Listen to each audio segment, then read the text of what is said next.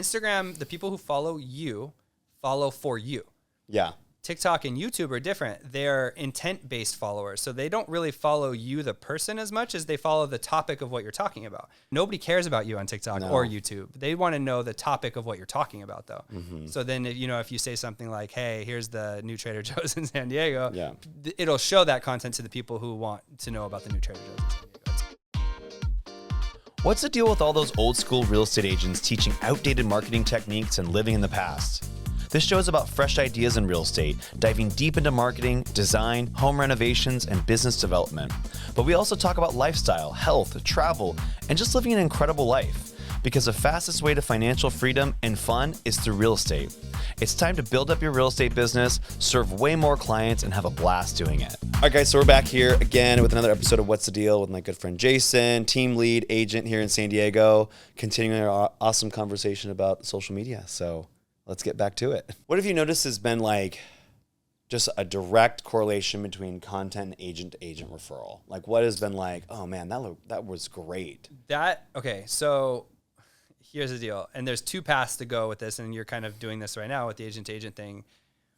If you start putting out agent-facing content, you're going to get a bunch of agents that follow you. But the way that the algorithm works is that means that your agent, the local people, because when you put out a piece of content about tips for a new agent, Sally in Kensington doesn't care about that. She wants to know about the Trader Joe's that's coming in, right? So like you may start to lose engagement from local people, and the way the algorithm works is it'll start to feed your content to more of the people who like your content. So then it's going to grow. So back in 2016, I met my friend Eric Simon, who runs the Broke Agent account. Around 2017 or 18, like we were always tagging each other and like doing stuff. And then around 2017 or 18, I can't remember, he wrote a book, and I did a giveaway of his book. And I was like, hey, if I'm going to buy 10 of your books, I'll give it away. Tag me in the giveaway. And he tagged me, and I got over 1,000 followers in one thing. Oh shit. The problem was those are all real estate agents, right? Yeah. And so in a sense, it was like, oh, that's so cool. I got 1,000 followers in one thing, but they were all real estate agents. So then was it de facto, like I had to start putting out real estate agent content to get likes, because that's how those are the agents. So then it's like over the next couple of years, my entire social changed from me being a real estate agent locally doing property tours to like agent facing content. Yeah. And so like I actually just noticed it earlier this week, and the algorithm's really weird now the last like 6 months, but I posted something. I went to NASDAQ in New York. I went to and rang the bell. And I got like hundreds of like comments and likes in it because there was other agents who thought that was cool. Then I posted something about a new development in San Diego. Nothing, crickets. And it's like, because I have all these agents that follow me across the country, and they don't care about the giant pandas coming back to San Diego, right? Or whatever it was I posted. Yeah. And so it's like, man, I've created this little like monster of now I have to put out agent-centric content. So what I've actually done is I've created new accounts. So I have one called In San Diego. It's just in San Diego, and it's just hyper-local stuff. And so I'm trying now to build that up as a hyper-local channel. And then that way I can keep my Jason Cassity as with my agent-centric stuff. Got it. So I don't know that I would necessarily even encourage someone who's listening to this to do agent-centric stuff. If you do go down that path, you'll lose some of your hyper-local stuff, but if you do it right, you'll start to pick up agent-to-agent referrals. So that's been the thing is as I've branded myself for the last 8 years now, 9 years, whatever, it's led to some stage speaking opportunities, to some agent-to-agent referrals. You get to meet people, they follow you, and they're like, oh my God, that was a great tip you shared about your listing presentation. And then when they have a referral for San Diego, they think of you, right? That's kind of how that works. Yeah, and I think there's a fine balance. I mean, you can still put agent-to-agent content out and collaborate with people, but I like putting out local stuff. Yeah. Like that's why you created a whole separate page. Correct. I like knowing about that stuff, and I like posting about Pride, and then I did this DJ thing, like I want to post that stuff, and I want people to like it. Instagram is funny because Instagram, the people who follow you follow for you. Yeah. TikTok and YouTube are different. They're intent-based followers. So they don't really follow you, the person, as much as they follow the topic of what you're talking about. So TikTok and YouTube, they know more than you do sometimes what you're coming on to look for. So like based on what you've searched, based on what you've indicated you've liked in the past. So when you go on to TikTok and you're scrolling the thing, you actually don't get your friends feed first. You get the For You feed, and it's feeding you information that they think you want.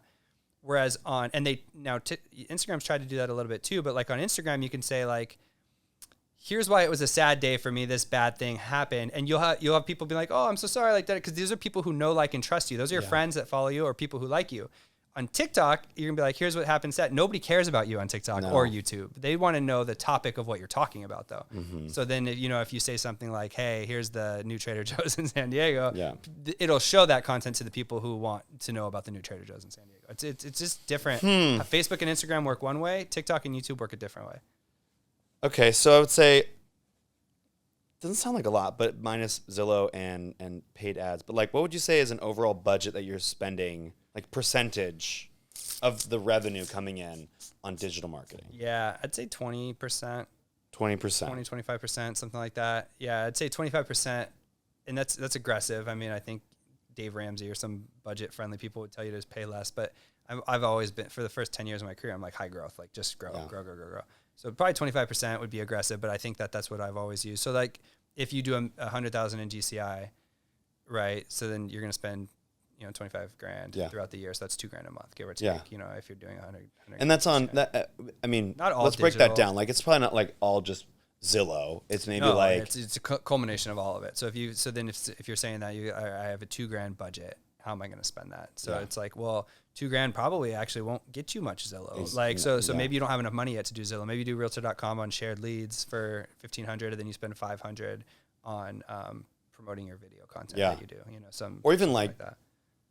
Producing video content or whatever it is. Like, I mean, like you can do free stuff and pay someone to make it look cool or whatever. I mean, we're sitting here in a podcast studio with 2 cameras facing us and more equipment than I can even identify. But at the same time, like, and that is better. Like, it's better to have a videographer. It's better to have someone edit it for you. But you could shoot content on your phone and then just promote it too. It's not going to be as nice, but like if you're bootstrapping from scratch, that's one way to do it. Or we could pull you earlier and just like pretend we're virtual and just go on our computers. Straight up. Jason thought we were doing virtual, and I was like, no, we're going to do in person. I literally got up to my house. I pulled up the Google Meet link, and then I started reading the email that Seth sent me this morning. And it's like, okay, I'll see you at the office. And I'm like, oh no. He came in, fresh haircut and all. It's all good. I love it. I think, here's a good one. What would you say is a good technique to help an agent or anyone to grow their following? So growing a following is not super hard. It's growing like the right following. And so like if you were trying to grow, again, decide where you want to go with your profile. If you wanted to be an agent-centric kind of thought leader, then I would start putting out agent-centric content, the podcasts, webinar, interviewing other people. And then you could literally just go, if you wanted to proactively grow, you could literally just go sit on hashtags that are like agents of Compass, right? That's Compass's hashtag, or Real Broker, EXP, whatever your brokerage is. Yeah. You can literally just go to other agents within your brokerage and start DMing and following people and being like, hey, I saw your Giants hat. You're up in San Francisco. I love the Giants. Like, and start just talking to people. Like, but you can literally just start following other agents. If you go super old school, like the old like follow strategy, where you can you go and you find different people, you like 2 of their pictures and then follow them. Because like if someone likes 2 of your pictures and then follows you, what are you most likely to do? You're going to go look at their profile and be like, who is that person? Yeah. And if they have a good profile, you'll follow them back. Yeah. That's always that's been the one thing that's not like a shady way to do it, because like you're actually usually liking a post, following them, and then commenting or something, like leaving your 2 cents. That's the old Gary V $1.80 strategy. Is like you're leaving your 2 cents on 90 different posts. And like people are looking at your profile and choosing to follow you back. So like it's not like a bot, or it's a real person that's following you back. It's just not the most authentic, but if you want to grow a following, you can do it that way. Yeah. I would just say that the best way to do it is probably just organically put out a lot of content and have, your 1 or 2 a month pop off, and then you'll get followers that way. Yeah. That's been the success. I usually take time. I mean, I still do to this day. And I just about everybody who follows me on Instagram, I reply back with a, hey, Seth, thanks so much for following me. I really appreciate it. Like and not a canned thing, but just like I use my fingers to type that. Oh, nice. Yeah, just about. I mean, what is it? You said 24,000. Like probably 22,000 of those people I've responded. Wow. With a text DM. Okay. Or like a DM. That's a good. That's a kindness. Kindness. Like, it's not many chat. Kindness. It's not like auto. It's just me. I do use a quick reply, so I just have to. I say, hey Seth, so I put your first name in it, and then I hit LLL, and it prompts up hey, thank you so much for following. And so it saves me the time of typing but like it's like 2 seconds. But and so like it's just an extra touch. By the way, because then when they write you back, usually they do, or they like it or follow back,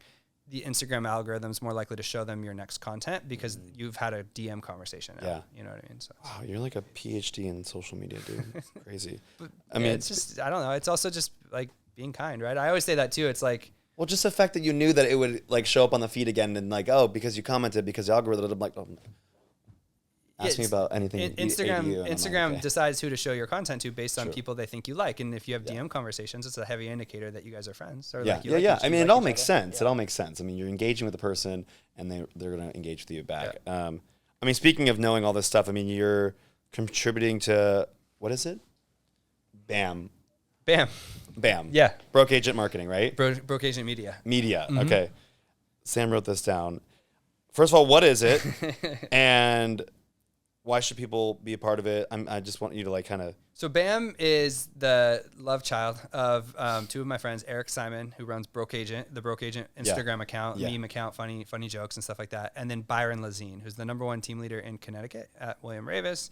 He's been, they've both been kind of around. Byron was a big podcaster and contributor to Inman News, which was like historically like the big place to go get all your real estate news. Eric ran the Broke Agent account, has like 500,000 followers, whatever. They came together and started a media company. They didn't want to it started out as Broke Agent Media.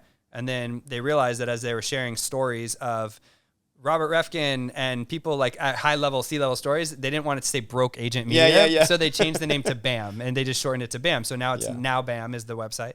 And so now what they've tried to do is kind of take on the Inman News housing wires of the world, which is kind of the old school real estate industry news, and make it a social first approach to real estate news.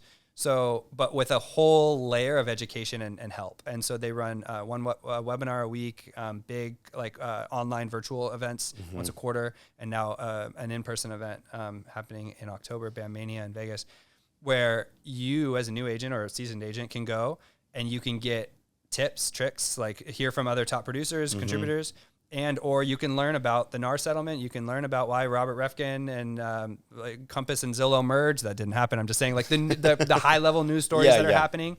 You know, this big team that just joined Compass or whatever. It's like you have all the high level news that you would usually get from Inman. You've got the not coaching. They're not. They partner with. I think they're big in the Tom Ferry ecosystem, but so they're not coaches, but they provide a ton of value to agents as well.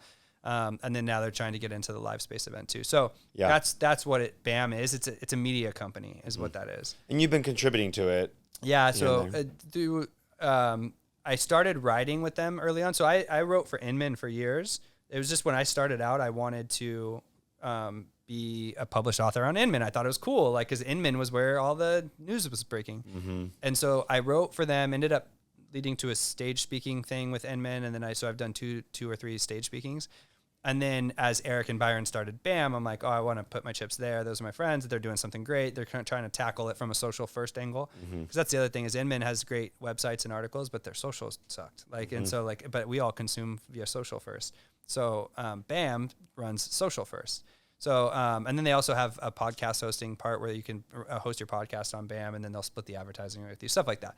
I mean, it's valuable. I'm a part of it. I follow it. I get the emails. It's super valuable information. I mean, anyone listening, it's great. Like, and they're like simple, digestible things like the 6 time blocks every agent should block out. And I'm like, oh, I read it today. I was like, it's kind of obvious, but that makes a lot of sense. And then it's like a 1 minute read. You know, they have 6 or 7 podcasts under their umbrella. So that means every podcast gets a bunch of social clips. And so their social is always buzzing with tips.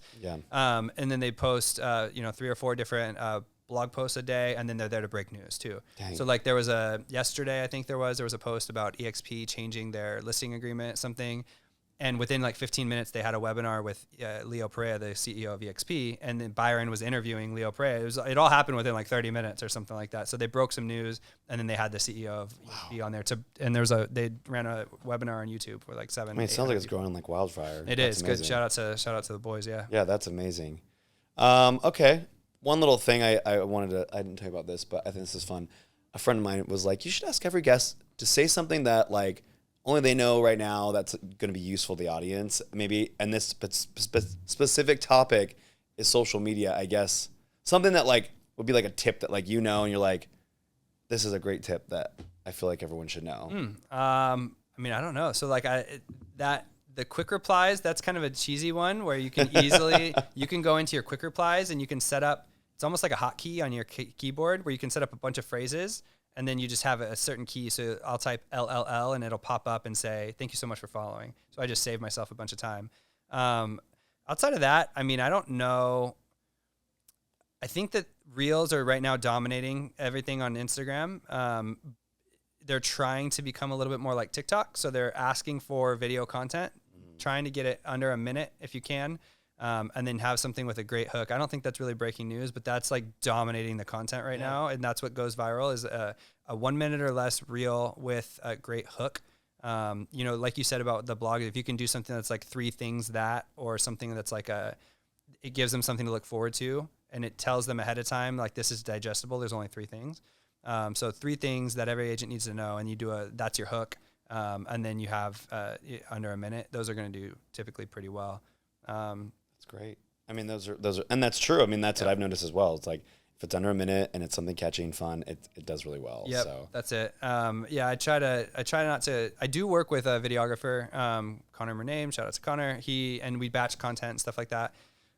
So like having content batch so that you can stay consistent is pretty helpful. Cause like, and when especially if you're any somewhat creative, which I feel like I am, it's like you get into these creative ruts and it's like, you just don't feel like posting. Well, that's not very good. You should have some stuff lined up so that if you don't feel it that day, you still have stuff to bank on. 100%. Yeah. And maybe not have you always in charge of it. Like maybe it's like, it's auto set. It's just auto set. It's there and just go. If you batch content and you have, a drive folder, Google Dropbox or whatever with like 8 videos ready to go. So then it's like, you always have something stacked. Even if you're not ready to go, it's easy to go post it.